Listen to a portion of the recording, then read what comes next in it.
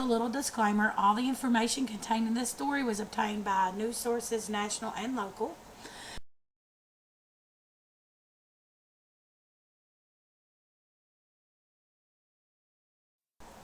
Hey guys, it's Pennies. So, this story that I'm getting ready to do is really important to me as an aspiring journalist. I have to stand up and say how I feel about the whole Nancy Grace issue that's going on right now in regards to the vodka mom story. So, sit back and relax, and if you don't like my opinion, then I don't know what to say. I didn't force you to watch. So the story goes that this mother named Tony Mandrano,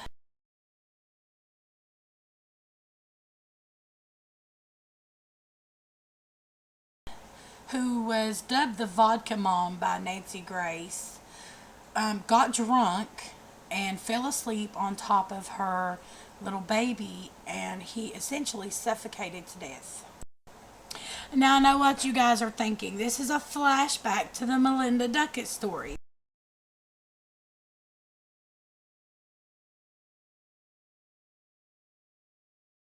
who apparently Nancy Grace called out, and everybody is claiming that because Nancy Grace was so hard on her that she shot herself.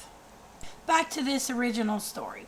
Now, Madrano's 3-week-old son, Adrian Alexander Madrano, died while sleeping on the couch with his mom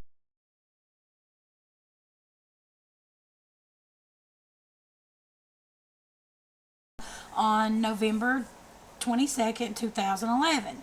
Now, this girl, she told police that she had consumed almost an entire fifth of vodka the night her son died and fell asleep with him on the couch. Now, the following morning, she woke up and she found the baby unresponsive.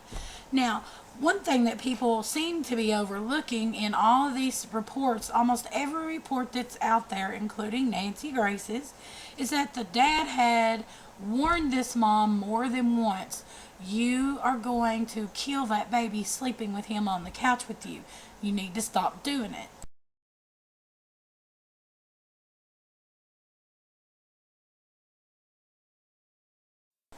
Now, as a journalist, Nancy Grace is entitled to her opinion.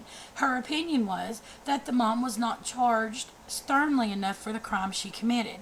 Now, we all are entitled to our opinions. My opinion is she wasn't. You got drunk and fell asleep and suffocated your baby to death. Now, the mom was charged with manslaughter. So, yeah, but that does not carry that large of a prison sentence. Now, if the mother had just in her right mind grabbed the baby and choked it to death, she would be charged with murder and put in jail for the rest of her life and have gotten the death penalty. But on top of the fact that the baby died, the mom was drunk when she done it. Everybody wants to point the finger at somebody. When this all first started back in 2011, everybody was on Nancy Grace's side. You can go on all these websites and you can see where these people were backing her up. They were like dogging this mom out. Now, just like when I did the Texas father kills his daughter's abuser story, when it's all said and done, this mom is dead. She is the one who poured flammable liquid on herself and set herself on fire. And when it's all said and done, this lady did this to herself. She couldn't deal with what she did. But why in the world would everybody want to take the thousands of comments that went up, all the people that sent out hate mail and all this other stuff? Why would they just dismiss all that and blame Nancy Grace? The way I see it, every single person that wrote a comment, if you're going to blame Nancy Grace, every person that wrote a comment on these stories, you're responsible too. There are thousands of stories that are featured every day like this. If you're going to commit a crime, then you are open to public ridicule. She really did. She chose a permanent solution for a temporary problem. If she would have just sat still, she could have went to jail, done her time, felt like she had been punished for it, and been over with it. Now, just so you guys don't think I'm taking one side here, I will tell you this. An unnamed source who is supposedly a professor of journalism, says that Nancy Grace, although she didn't break any laws, she did break the code of ethics for journalism by sensationalizing this story. Now, there has been speculation, and it's just speculation, that it's possible that the family is probably going to try to file a lawsuit against Nancy Grace, citing that she directly contributed to the suicide. But you know, when it's all said and done, the girl chose to take her own life. And I just want everybody to leave Nancy Grace alone. Let this girl do what she does. She's a mother. She's a wife. She's an everyday person just like we are. I really think that she's great.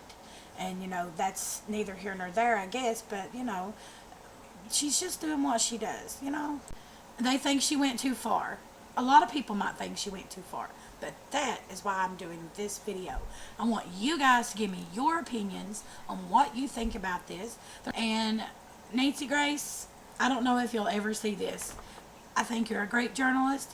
I aspire to be like you, and I hope one day I can meet you. So everybody have a great day, and until next time, God bless.